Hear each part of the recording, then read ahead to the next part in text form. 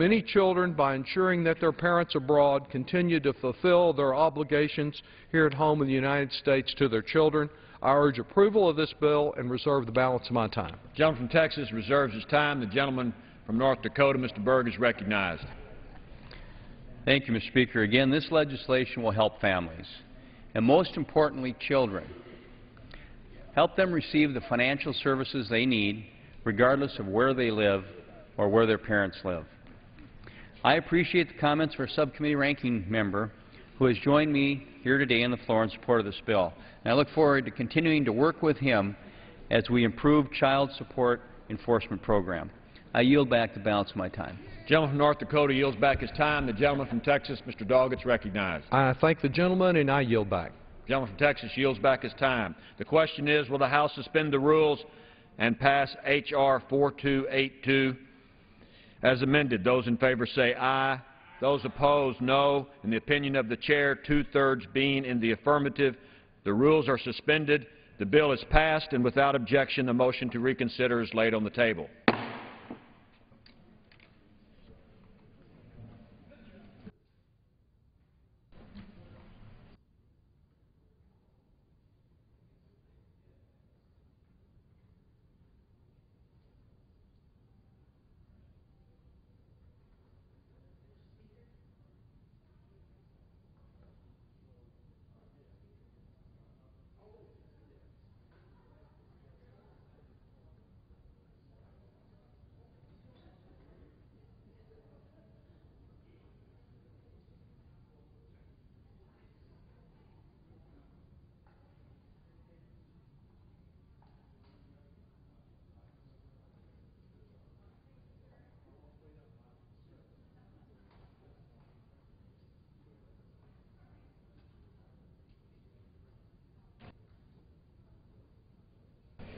Pursuant to House Resolution 667 and Rule 18, the Chair declares the House in the Committee of the Whole House on the State of the Union for further consideration of House Resolution 5325.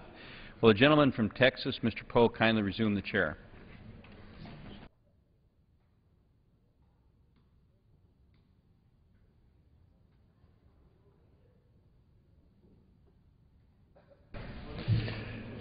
The House is in the Committee of the Whole House on the State of the Union for further consideration of H.R. 5325, which the clerk will report by title. A bill making appropriations for energy and water development and related agencies for the fiscal year ending September 30th, 2013, and for other purposes. When the Committee of the Whole House rose earlier today, an amendment offered by the gentleman from Utah, Mr. Matheson, had been disposed of, and the bill had been read through page 56, line 24.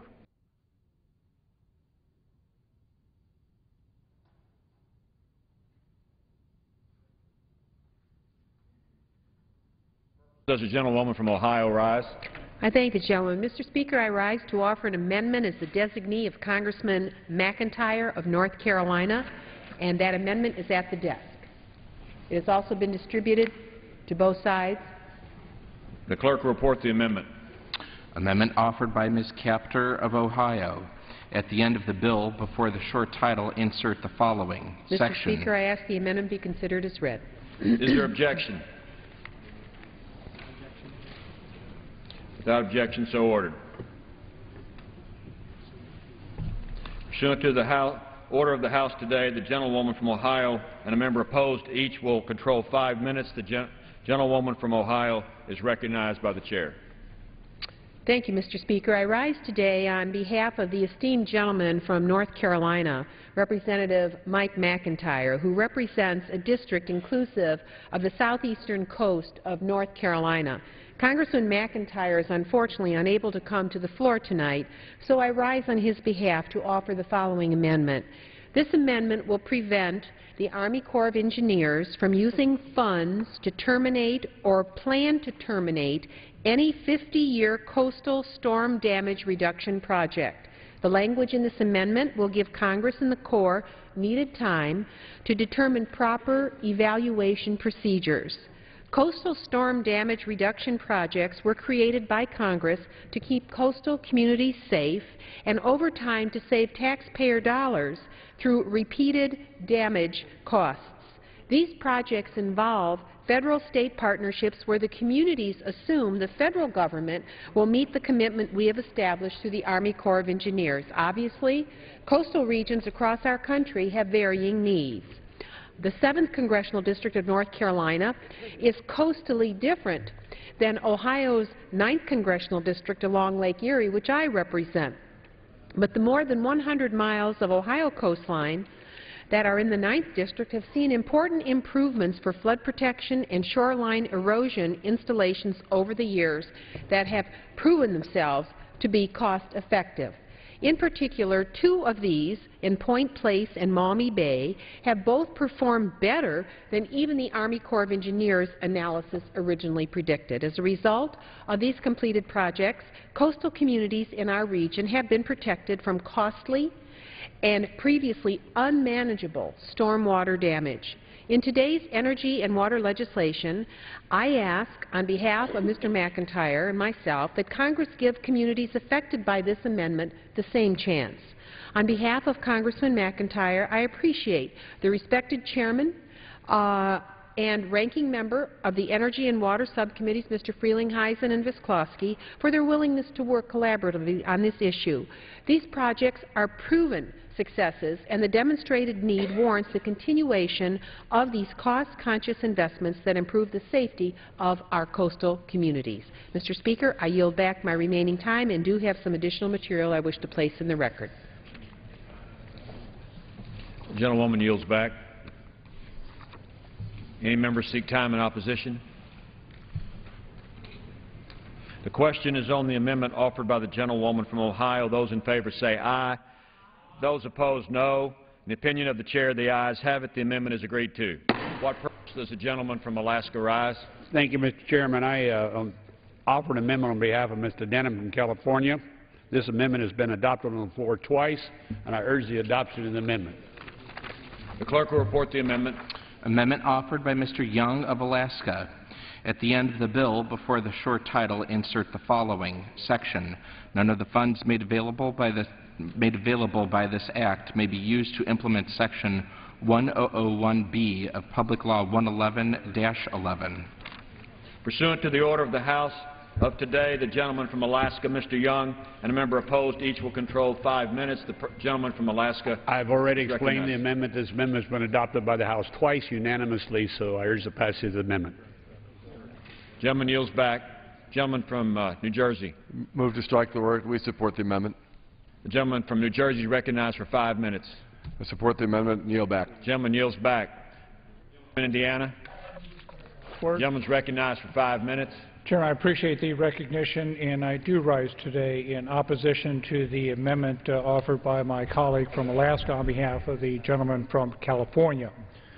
In 2009, the Congress ratified the San Joaquin Settlement Act, which ended 18 years of litigation in the Central Valley of California over water. The agreement was supported by the Bush administration and then Republican Governor Schwarzenegger. The federal authorizing legislation was initially co-sponsored by Congressman Pombo in the House and Senator Feinstein in the Senate. If the amendment that has been offered were adopted, I believe that we would be undermining the San Joaquin River Agreement, which, if it were to stand, will land this case back in court. If the court is forced to take over river restoration, the Friant water users would be at risk of losing the 20 years of water supply certainty provided by the settlement. By blocking funding for efforts to restore salmon, the Denham amendment offered by Mr. Young would potentially end the broadly supported and bipartisan effort to restore the San Joaquin River, while also improving water supply management, flood protections, and water quality. Therefore, I do insist on objecting to the gentleman's amendment and would yield back my time. The gentleman from Indiana yields back his time.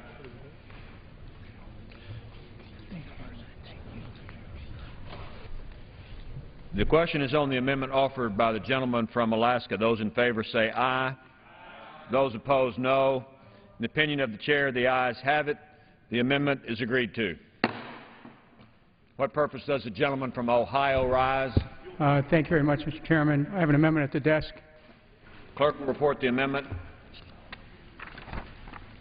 Amendment number 8, printed in the Congressional Record, offered by Mr. Kucinich of Ohio. Pursuant to the order of the House today, the gentleman from Ohio, Mr. Kucinich, and a member opposed, each will Mr. Chairman, I reserve a point of order. Each will control 5 minutes. Point of order is reserved. The gentleman from Ohio, Mr. Kucinich.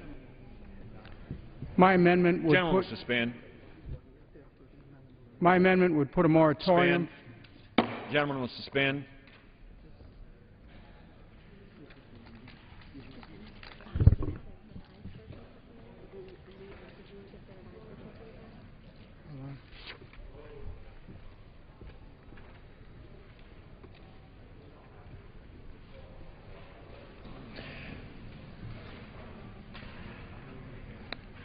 The clerk will report the amendment offered by the gentleman from Ohio, Mr. Kucinich. Amendment offered by Mr. Kucinich of Ohio. At the end of the bill, before the short title, insert the following section. I ask unanimous consent that the amendment be reported as read. Is there objection? There is objection. Clerk will report the amendment. At the end of the bill, before the short title, insert the following section. None of the funds made available under this Act may be used to provide new loan guarantees under Section 1703 of the Energy Policy Act of 2005, 42 U.S.C. 16513, and the amount otherwise appropriated by this Act for Title 17 Innovative Technology Loan Guarantee Program is hereby reduced by $33 million. Does the gentleman from New Jersey wish to reserve a point of order on this No, I do amendment? not, Mr. Chairman. The point of order is withdrawn. The gentleman from Ohio is recognized for 5 minutes. Thank the gentleman from New Jersey. My amendment would put a moratorium for fiscal year 2013 on any new loan guarantees under what is now known as the Section 1703 Loan Guarantee Program. To offset the loss of administrative revenue that would no longer come to the Department of Energy if the amendment passes, the amendment cuts $33 million from administrative costs that will not be necessary if the program is suspended. This program originated in the Energy Policy Act of 2005, offers a guarantee for the loans that finance an energy project. With that kind of guarantee, the risk for the loaning entity is considered lower, which means they can charge a lower interest rate to the people initiating the energy project. In other words, it saves the project money. But it also puts the taxpayers on the hook if the project defaults. Section 1703 projects cover nuclear, coal, and even renewable energy. The closer we look at the guarantees, the less they seem like a worthwhile investment for the American taxpayer. Let me give you an example, Mr. Chairman. Some of the biggest guarantees are for nuclear power. One of the first and biggest loans the Department of Energy is considering is one that is not necessary. That's not my assessment. It's the assessment of Kevin Marsh, the president of South Carolina Energy and Gas Company, Electric and Gas Company, which is attempting to build a new nuclear power plant. He said on a call to analysts and investors, and I quote, "We're confident in our ability to finance this project without a loan guarantee," unquote. This program stands to give him and his project, which could be in the $8 to $11 billion range, a preemptive bailout. It's not even needed. Here's another example. A loan guarantee that is most likely to be awarded is for a new nuclear plant called Vogtle. That loan guarantee is for $8.3 billion. For those of you who displayed a great deal of concern about Solyndra's loan guarantee, this one is 15 times the size. With a project that big, it makes sense to look closely at the odds of this project going into default, leaving the taxpayers with the price tag. Well, Vogtle already has $913 million in cost overruns, and their SEC filings indicate more overruns can be expected. That, of course, is not at all unusual for a nuclear power plant project. Construction cost overruns are the rule, not the exception. Maybe that's why the CBO had this to say about nuclear loan guarantees, and I quote, "CBO considers the risk of default on such a loan guarantee to be very high, well above 50%, unquote. Or maybe they said that because there's another reason to expect nuclear power plants will continue to struggle financially. The reason is that the low cost of natural gas that makes it far more attractive than taking multiple risks by going into nuclear power. Dale Klein, a former chairman of the NRC, cautioned that nuclear plants will not, quote, move off the blackboard and into construction, not as long as natural gas remains as cheap and plentiful as it is today. Nuclear power is not the only recipient of government largesse under Section 1703 loan guarantee. Even if you're a nuclear power plant supporter, there are plenty of other boondoggles covered by this program that I don't have the time to go into. That's why members of Congress on both sides of the aisle can get behind this amendment, which is supported by a bipartisan coalition of groups, including Taxpayers for Common Sense, Friends of the Earth, National Taxpayers Union, and Physicians for Social Responsibility. It is for those who are concerned about wasteful government spending. This program alone will cost the taxpayers over $500 million, not including any defaults the taxpayers may have to cover.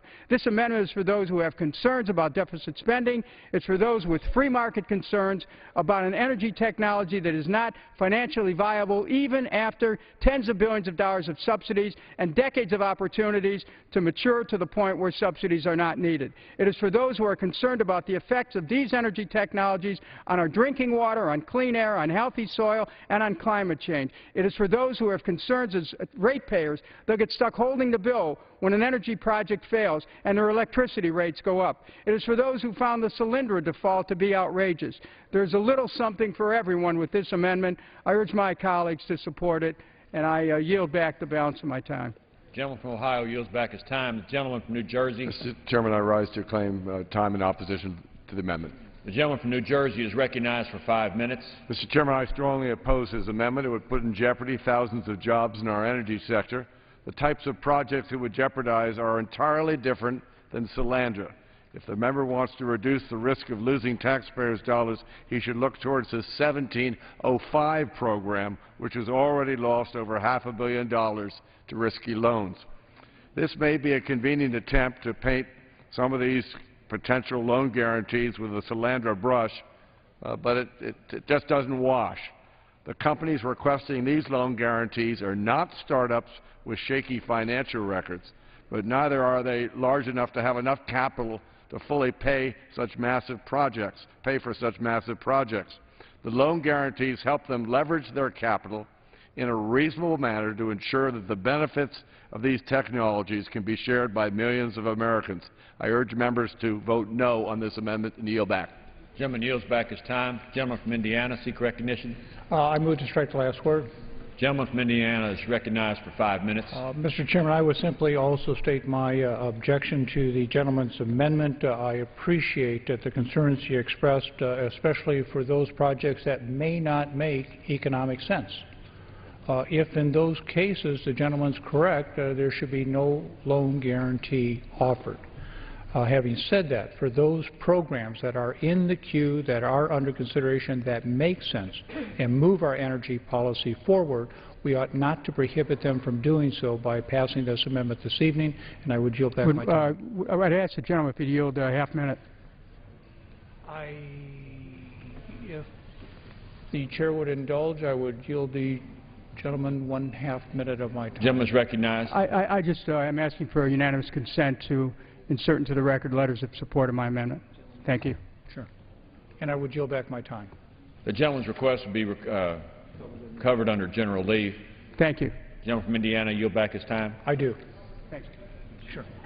Question is on the amendment offered by the gentleman from Ohio. Those in favor say aye. Those opposed, no. In the opinion of the chair, the noes have it. The amendment is not agreed to. Mr. Chairman. The gentleman from Ohio. On that, I ask for a recorded vote. Pursuant to Clause 6 of Rule 18, further proceedings on the amendment offered by the gentleman from Ohio will be postponed. What purpose does the gentlewoman from Tennessee seek recognition? Thank you, Mr. Chairman. I have an amendment at the desk. Will the gentlewoman clarify which amendment? Yes, this is the Section 1705 amendment. I don't have anything by her. Will the gentlewoman submit or resubmit her amendment to the desk? Okay.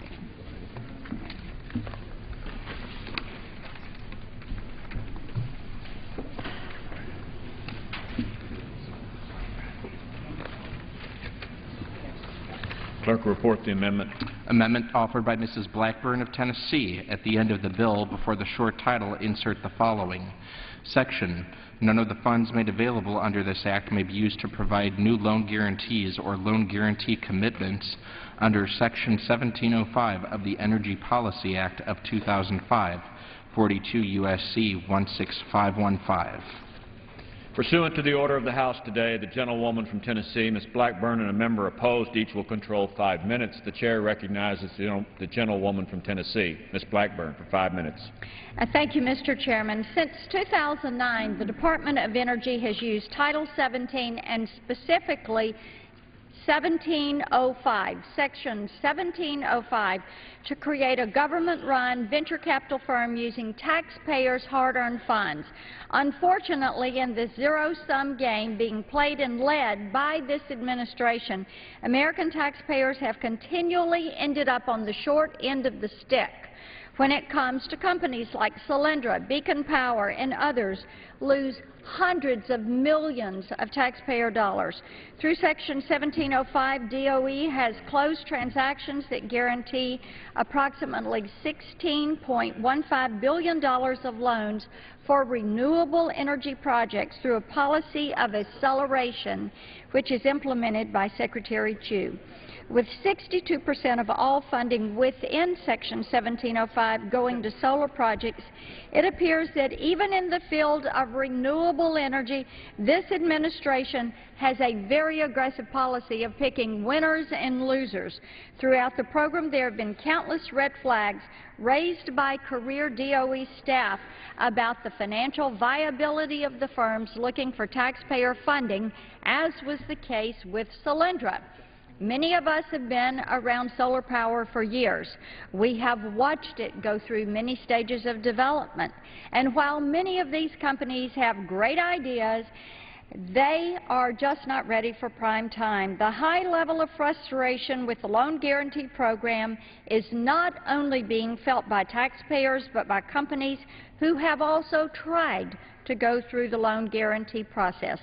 This amendment should send a clear signal to the Senate, to DOE, and the administration that we have truly grown ill and fatigued with the mismanagement of the loan guarantee program, and that we do not want any funding put into Section 1705 in fiscal year 2013 through the appropriations or through any other vehicle. I ask my colleagues for their support as we close the door on the Solyndra debacle, and I yield back the balance of my time. Will the gentlewoman yield? Yes, I will.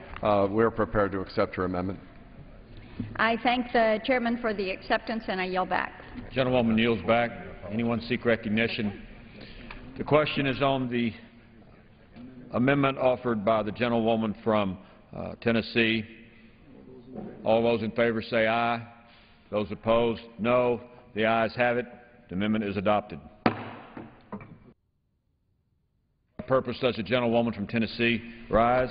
I have an amendment at the desk. The clerk will report the amendment.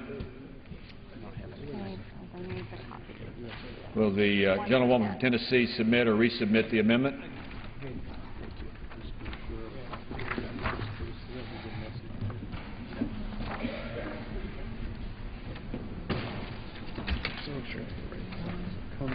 Clerk will report the amendment.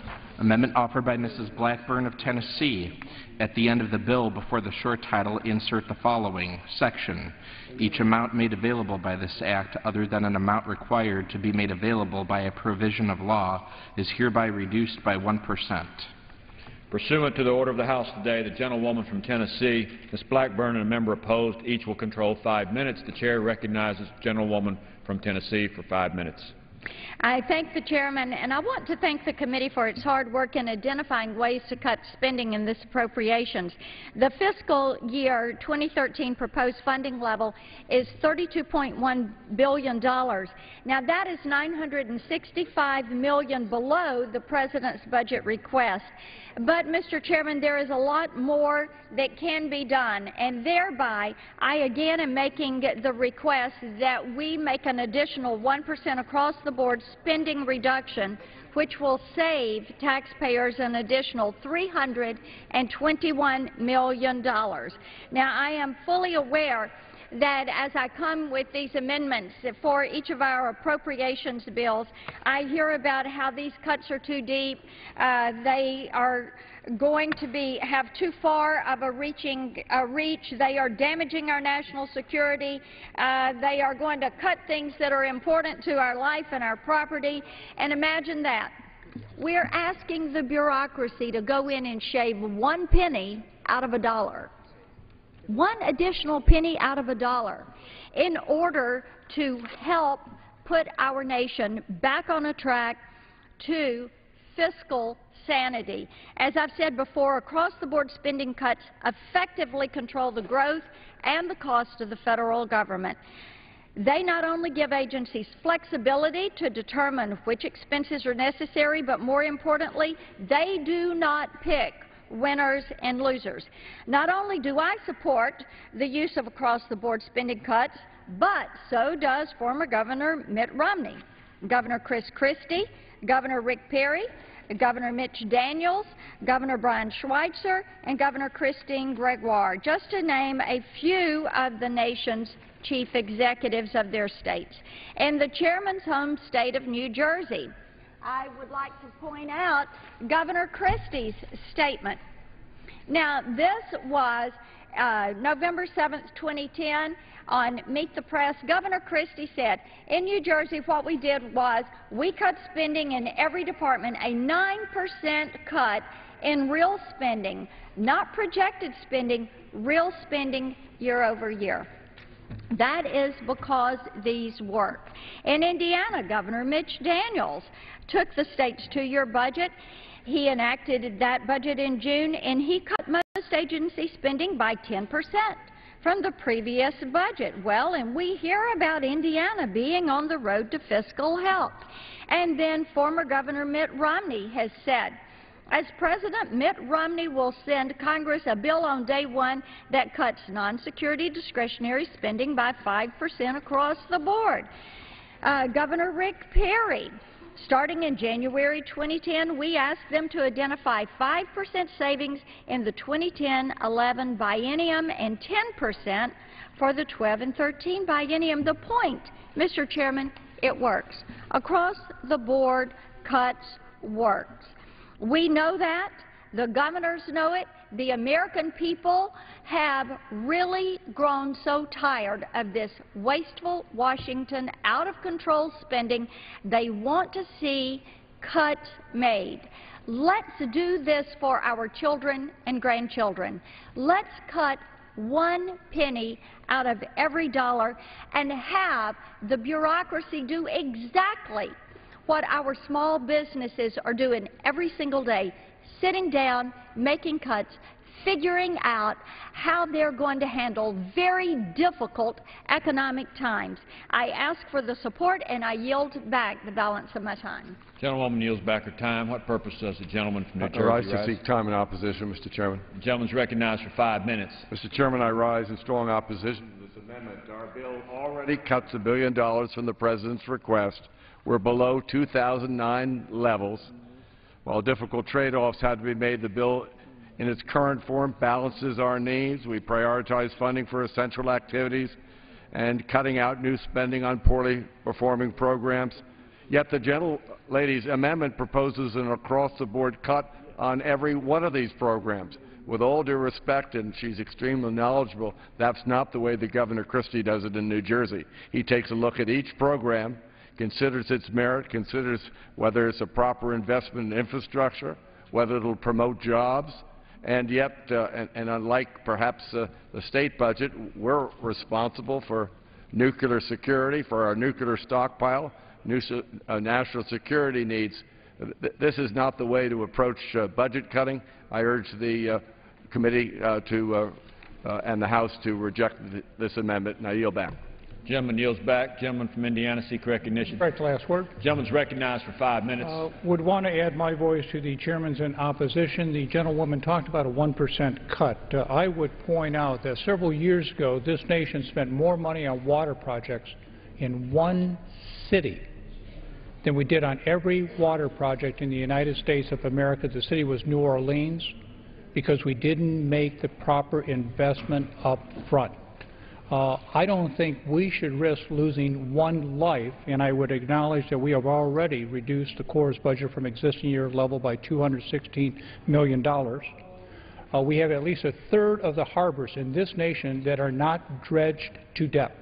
Every time a ship comes in or leaves that is not fully loaded, there is a job that is lost, one job or more.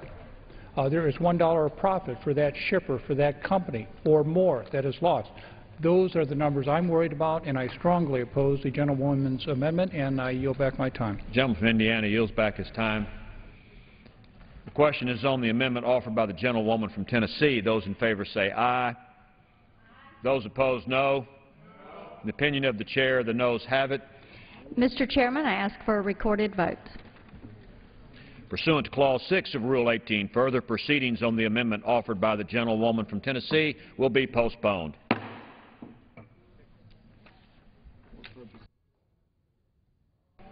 For what purpose does the gentlewoman from Texas rise? Mr. Chairman, I have an amendment at the desk, amendment number 393. The clerk will designate the amendment.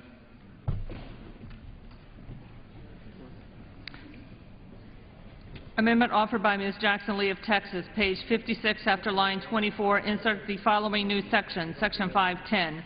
None of the funds made available by this Act for Department of Energy, Energy Programs, Science may be used in contravention of the Department of Energy Organization Act 42 U.S.C. 7101.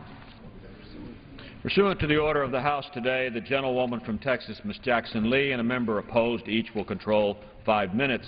The chair recognizes the gentlewoman from Texas.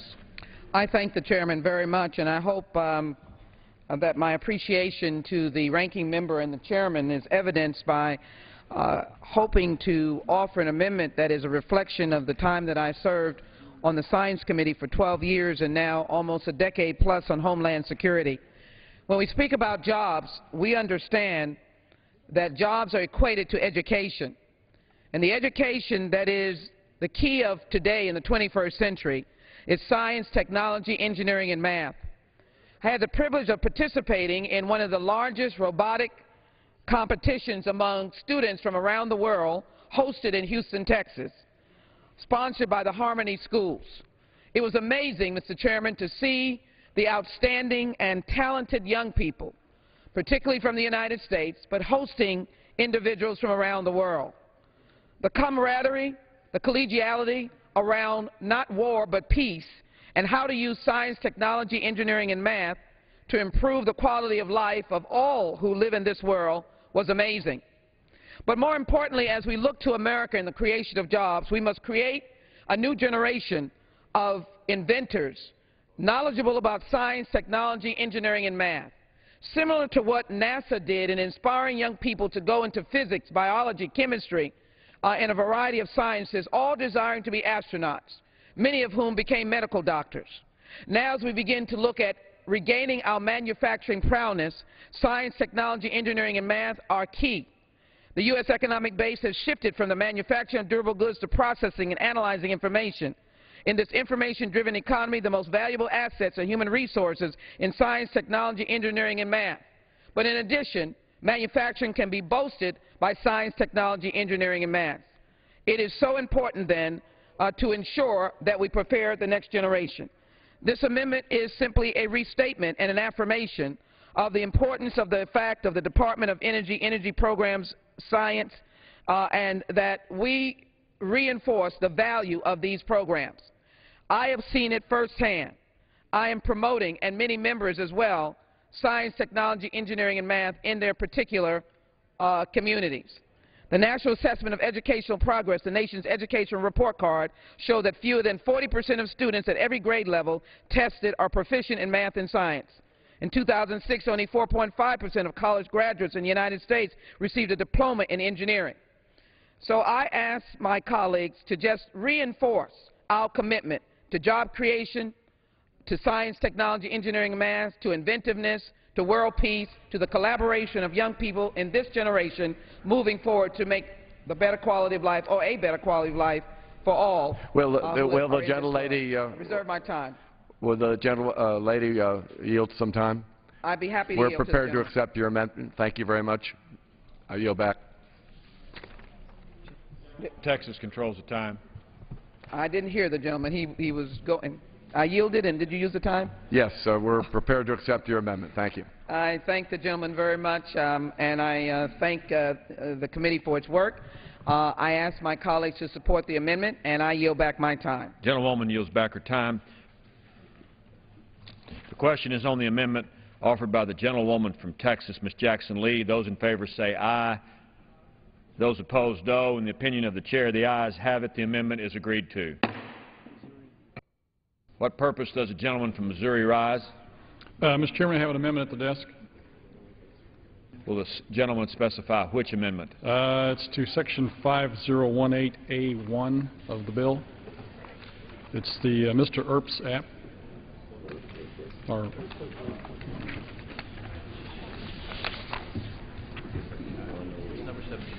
Number 79. Does that help? Clerk will report the amendment. Amendment offered by Mr. Luke Kameyer of Missouri. At the end of the bill, before the short title, insert the following section. None of the funds made available in this act may be used to continue the study conducted by the Army Corps of Engineers pursuant to Section 5018A1 of the Water Resources Development Act of 2007. Pursuant to the order of the House today, the gentleman from Missouri, Mr. Luke Kameyer, and a member opposed each will control 5 minutes. The gentleman from Missouri is recognized. Thank you, Mr. Chairman. Last year, the United States was pummeled by severe weather that destroyed land, homes, businesses, and even lives. Families living along the Missouri River endured another year of significant flooding that left them physically and economically underwater. In the first half of 2012 alone, millions of American tax dollars have gone toward environmental restoration and recovery programs, while maintenance of our nation's infrastructure has been neglected. President Obama, in his fiscal year 2013 budget, requested more than $90 million for the Missouri River Recovery Program, which would primarily go toward the funding of environmental restoration studies and projects. This figure should alarm all my colleagues. In fiscal year 2012, the President requested $70 million for this program. These are staggering increases from the $50 million the request that was seen in fiscal year 2008. And the Corps has little to show for their increased spending. Moreover, fiscal year 2013 request dwarfs the insufficient $7.8 million requested for the entire bank stabilization and navigation program from Sioux City to the mouth of the Missouri. I do not take for granted the importance of river ecosystems. I grew up along the Missouri River, as did many of the people that I represent. But we have reached a point in our nation where we value the welfare of fish and birds more than the welfare of our fellow human beings. Our priorities are backwards, Mr. Chairman. This exact amendment, passed by voice vote during the fiscal year 2012 appropriations consideration, is supported by the American Waterways Operators, the Coalition to Protect the Missouri River, the Missouri and Illinois Farm Bureaus, the Missouri and Iowa Corn Growers Association, and proposes a prohibition of funding for the Missouri River Ecosystem Restoration Plan, or Mr. ERP. The end of the study will in no way jeopardize the Corps' ability to meet the requirements of the Endangered Species Act, by the way. Mr. ERP is one of no fewer than 70 environmental and ecological studies focused on the Missouri River. The people who have to foot the bill for these studies, many of which take years to complete and are ultimately inconclusive, are the very people who last year lost their farms, their businesses, and their homes. This amendment will eliminate a study that has become little more than a tool of the administration environmentalists for the promotion of the return of the river to its most natural state, with little regard for flood control, navigation, trade, power generation, or the people who depend on the Missouri River for their livelihoods. Our vote today will also show our constituents that this Congress is aware of the gross disparity between funding for environmental efforts and funding for the protection of our citizens. During the debate on fiscal year 2012 appropriations, the House passed by a voice vote this exact language, which was ultimately signed into law by President Obama. It's time for Congress to take a serious look at water development funding priorities, and it's time to send a message to the federal entities that manage our waterways. Thank you, Mr. Chairman. I urge my colleagues to support this amendment and support the nation's river communities. I yield back the balance of my time. Gentleman yields back his time. Gentleman from Indiana, seek recognition. Rise in opposition to the gentleman's amendment. Gentleman is recognized for 5 minutes. Chairman, I appreciate the recognition and do rise in opposition to the amendment offered by the gentleman from Missouri. The Water Bill of 2007, which was passed with a very bipartisan support, so much so that it overcame a presidential veto, authorized the Corps to undertake the Missouri River Ecosystem Restoration Plan and develop the Missouri River Recovery Implementation Committee to consult on the study. This authority provided a venue for collaboration between the 70 stakeholder groups of tribes, states, public interest groups, federal agencies to develop a shared vision and comprehensive plan for the restoration of the Missouri River ecosystem. At this time, by prohibiting the Corps from expending any 2013 funds on the study and the committee, we would continue to delay that start, and I believe this would be very short-sighted and lead to a further erosion of trust in the delicate partnership in the basin. While the Corps will continue to comply with endangered species requirements through other activities, I believe there is a role for a long-term plan for this basin, and again would urge my colleagues to oppose the amendment, and I would yield back my time. The gentleman yields back his time. The question is on the amendment offered by the gentleman from Missouri. Those in favor say aye. Those opposed, no. In the opinion of the chair, the ayes have it. The amendment is agreed to.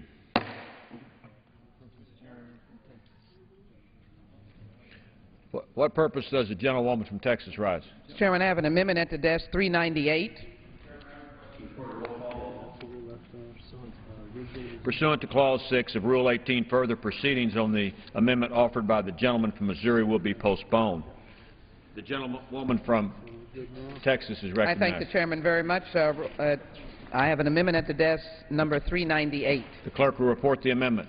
Amendment offered by Ms. Jackson Lee of Texas. At the end of the bill, before the short title, insert the following section: for an additional amount for Department of Energy, energy programs, energy efficiency, and renewable energy as authorized by Sections 131C4, 131D4, 135J, 207C, 229D, 244F, 246D, 321G2, 422F, 439E, 452F1E, 495D, 625E, 641P, 652D, 655K, 656J, 703B, 705B4, 803C, 805E6, 807C2, and 1303C of the Energy Independence and Security Act of 2007, Sections 712C and 1008F7A of the Energy Policy Act of 2005, and Section 399AI of the Energy Policy and Conservation Act, there is appropriated, and the amount otherwise made available for atomic energy defense activities, National Nuclear Security Administration, weapons activities, is hereby reduced by $10 million. Pursuant to the order of the House today, the gentlewoman from Texas, Ms. Jackson Lee, and a member opposed, each will control 5 minutes. The chair recognizes the gentlewoman from Texas. I thank the chair very much. For a number of years, Mr. Chairman, and to my colleagues again, I thank the chairman and ranking member. I practice energy law in the state of Texas. For a number of years, I've worked with advocacy groups crying out for an energy policy in this nation, one that will respect the assets that we've been blessed with in this country. Texas is blessed with a number of assets, particularly wind and solar, as it has fossil fuel, shale, opportunities to ensure that America remains independent in the quest for energy independence. My amendment recognizes the holistic approach to energy, recognizing the various resources that our state has and many other states. It is a very, very small contribution, but important contribution for energy efficiency and renewable energy program. Whenever you speak to the multinationals, I will assure you that all of them have within their companies an emphasis or a section on energy efficiency and renewable energy program. This is an essential office that invests in clean energy technologies created to strengthen our economy and protect our environment.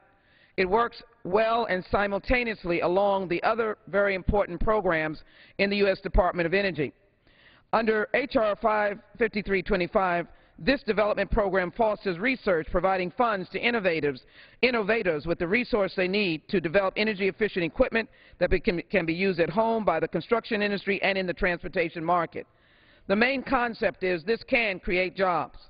The partnerships can create jobs. This program is designed to develop cost-efficient methods through the use of renewable energy practices for the home. Financial incentives are provided to builders who utilize methods that results in the reduction of energy use during construction as well. Manufacturers within the transportation industry who research and design energy-efficient vehicles. I've had the privilege of going through energy-constructed homes. What a unique difference. Builders across America are crying out for the opportunity to experiment with these very special, unique tools. I would ask my colleagues to consider the job creation aspect of renewable energy and the role that it plays in a holistic energy policy. I ask my colleagues to support this amendment, and I reserve my time. I'll be happy to yield to the gentleman. I appreciate the gentlewoman yielding and simply would voice my support for her amendment. I thank the gentleman very much, and I reserve my time. The gentlewoman reserves. Gentleman from New Jersey. Mr. Chairman, I rise in opposition to the bill. The gentleman is recognized for 5 minutes. Mr. Chairman, I rise to oppose the amendment. The amendment would risk our nuclear security activities in order to add unnecessary funding to energy efficiency and renewable energy programs. Our bill preserves funding for that account's highest priorities, and those accounts that help advance American manufacturing, help our companies compete globally, and address soaring gas prices. Additional funding for energy efficiency and renewable energy is unwarranted, especially when it comes at the expense of national security. So I strongly urge my colleagues to vote against the gentlewoman's amendment and yield back the balance of my time. Gentleman from New Jersey yields back his time. Yep. Mr. Chairman. Gentlewoman from Texas. How much time do I have, Mr. Chairman? Gentlewoman from Texas has 2.5 minutes remaining. I respect the gentleman, and I thank the gentleman very much from Indiana, the ranking member, for his support of the amendment, and thank him for his leadership. I appreciate the chairman's commentary, but that is why I attempted to be very responsible and balanced. This is a mere, though I take that word seriously, $10 million, and let me tell you why it is enormously important. The U.S. Department of Energy report found that wind energy could supply 20% of the nation's electricity by 2030. We're fast approaching that, which could entail 300,000 megawatts of new wind generating capacity. There are states throughout the United States would have a great opportunity for increased job creation and businesses around wind capacity. Again, a holistic approach to energy. Nearly $20 billion will be saved if the energy efficiency of commercial and industrial buildings improved by 10%. As a member of the Homeland Security Committee overseeing the Homeland Security Department, I know that we look at all aspects to secure our nation. Energy independence, in spite of the fact of our diversity in resources, is extremely important. That's why I believe a holistic approach is crucial. This helps the holistic approach. As we continue in states that deal with fossil fuel, this is equally important. 30% of energy in buildings is used inefficiently or unnecessarily. Ethanol is a clean, renewable energy. It is helping to reduce our nation's dependence on oil and offers a variety of economic and environmental benefits. Again, I'm not too unappreciative, if you will, of the diversity of energy in this country, not to look at all aspects of it. And I do hope that we can have a holistic approach. I think this contributes to that holistic approach, taking into account of all aspects of energy in a unified energy policy. I ask my colleagues to support this amendment, and I yield back. Gentlewoman from Texas yields back. The question is on the amendment offered by the gentlewoman from Texas. Those in favor say aye. Those opposed, no. In the opinion of the chair, the noes have it. With that, gentlewoman from Texas. Mr. Chairman, I would like a recorded vote. Pursuant to Clause 6 of Rule 18, further proceedings on the amendment offered by the gentlewoman from Texas, Ms. Jackson Lee, will be postponed. What purpose does the gentleman from Missouri rise? Mr. Chairman, I have an amendment at the desk. I think it's designated number 78. The clerk will report the amendment. Amendment offered by Mr. Luetkemeyer of Missouri. At the end of the bill, before the short title, insert the following section.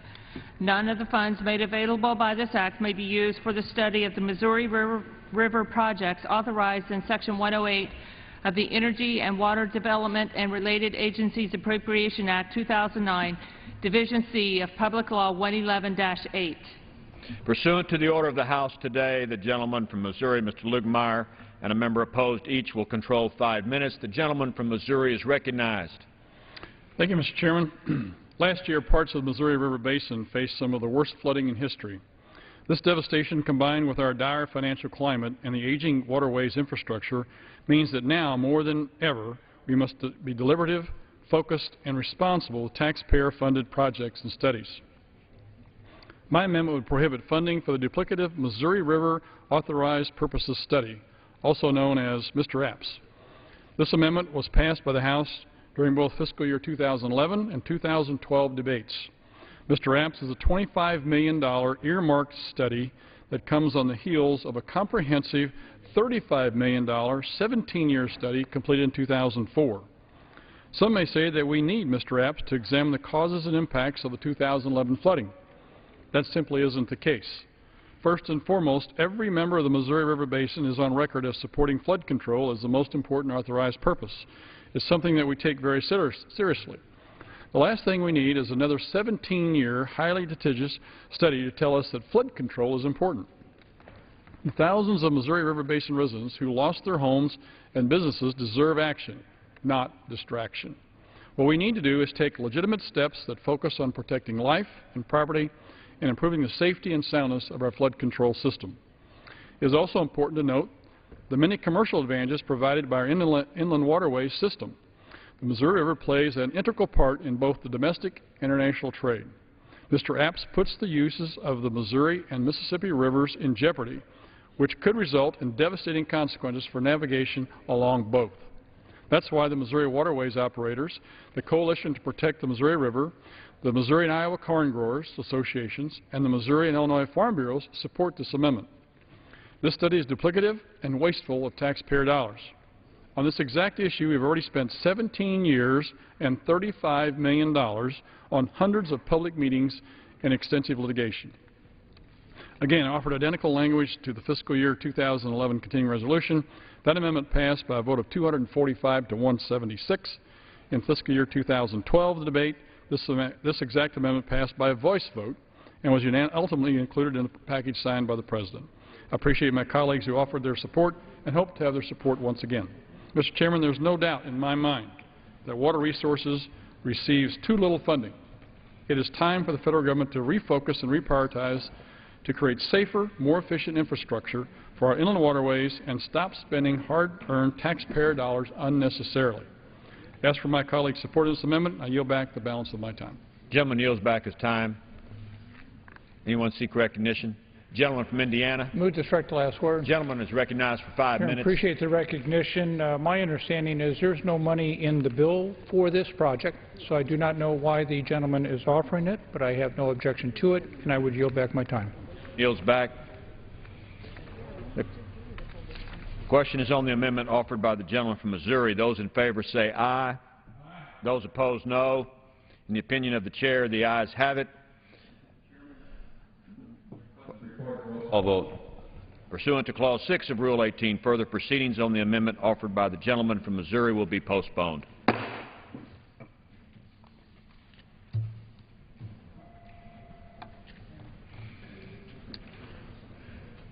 Does the gentlewoman from Texas rise? I'm passing. To the end, that'll be de novo. Who seeks recognition?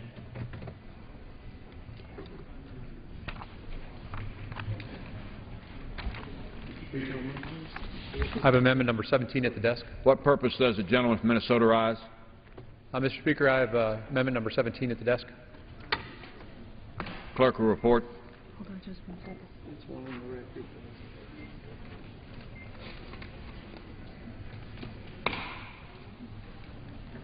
Number 17 in the record. Okay. Clerk will designate the amendment. Clerk will designate the amendment.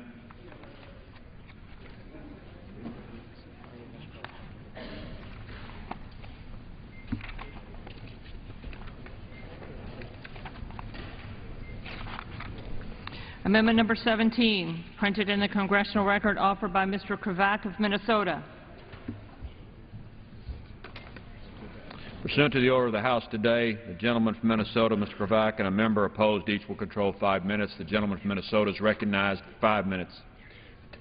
Mr. Chairman, I rise to offer an amendment that would protect universities, nonprofits, and businesses who receive federal grants from having to implement the light bulb ban. Even though the Department of Energy has prohibited from carrying out the light bulb ban by last year's Energy and Water Appropriations Bill, this will, in this bill as well, in Section 316 of FY 2012 Omnibus Appropriations Bill, however, included a requirement that the receipts of all Department of Energy grants in excess of $1 million certify that they will replace all light bulbs in their facilities that do not meet the energy efficiency standards instituted by the 2007 Energy Bill. This requirement was driven by the Senate. The House passed a DOE spending bill that did not include a similar provision or debate and vote on this significant requirement.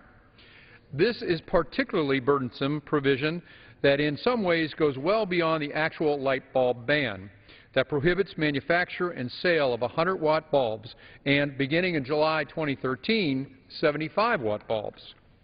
Rather than allowing the DOE grantees to replace bulbs as they burn out, this requirement forces small businesses and universities across the country to immediately replace existing light bulbs. This makes absolutely no sense.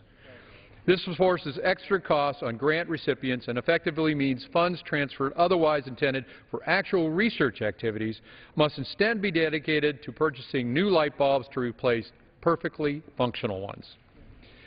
This amendment allows the House to explicitly go on record opposing this unnecessary and burdensome requirement. I encourage my colleagues to support this common sense amendment, and I reserve the balance of my time. I will yield. Please to support the gentleman's amendment and yield back to you. Thank you. Gentleman from Minnesota. I reserve the balance of my time, Mr. Gentleman reserves. Gentleman from Indiana. Move to strike the last word. Gentleman is recognized for 5 minutes.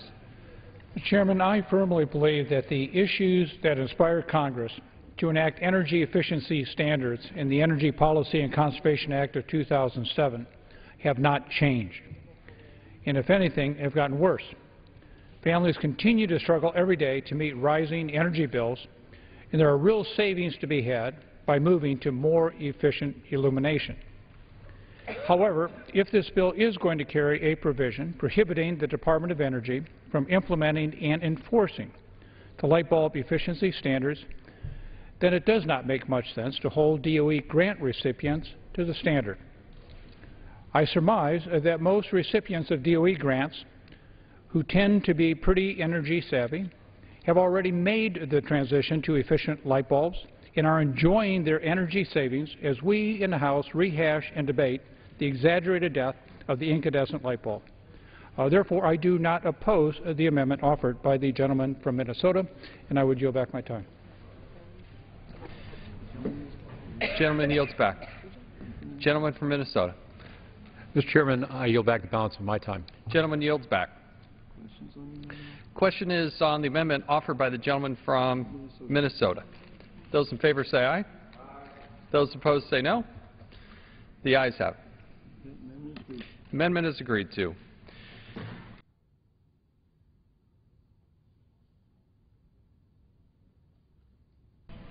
What purpose does the gentleman from Minnesota seek recognition? Mr. Chairman, I have number 58 at the desk. Clerk will report the designation, the amendment. Amendment offered by Mr. Kravac of Minnesota. At the end of the bill, before the short title, insert the following section. None of the funds made available in this act may be used to develop or submit a proposal to expand the authorized uses of the Harbor Maintenance Trust Fund described in Section 9505C of the Internal Revenue Code of 1986, 26 U.S.C. 9505C. Pursuant to the order of the House of today, the gentleman from Minnesota, Mr. Kravac, and a member opposed, each will control 5 minutes. The Chair recognizes the gentleman from Minnesota. Thank you, Mr. Chairman. In the Transportation Infrastructure Committee last year, Joe Ellen Darcy, Assistant Secretary of the Army for Civil Works, testified that the administration was preparing to expand the scope of projects eligible to receive Harbor Trust Fund monies.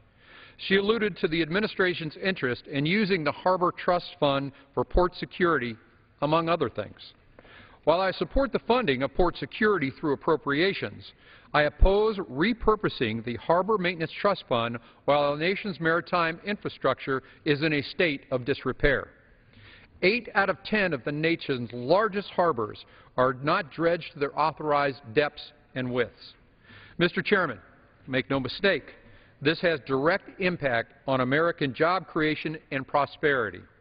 When American ships have to light load to clear the shallowest channel, American economic productivity is lost. For instance, every inch silted in the American Laker fleet collectively per voyage leaves 8,000 tons of Minnesota iron ore on the docks in Duluth. That's enough to produce over 6,000 cars. Moreover, light loading causes increased transportation costs for our exports and decreases our national economic competitiveness. Every $1 billion in exports, Mr. Chairman, translates into 15,000 jobs. We must, Mr. Chairman, ensure that the monies intended for dredging are not siphoned off for other programs.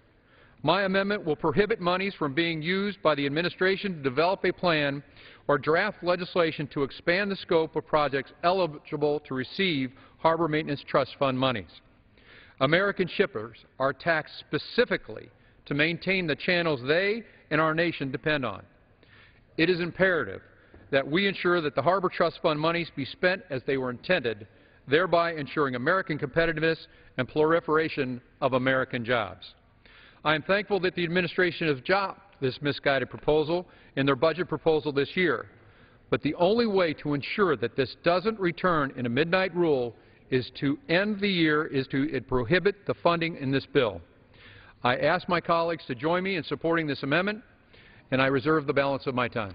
Gentleman reserves the balance of his time. For what purpose does the gentleman from Indiana rise? Move to strike the last word. Gentleman is recognized for 5 minutes. Mr. Chairman, I appreciate the recognition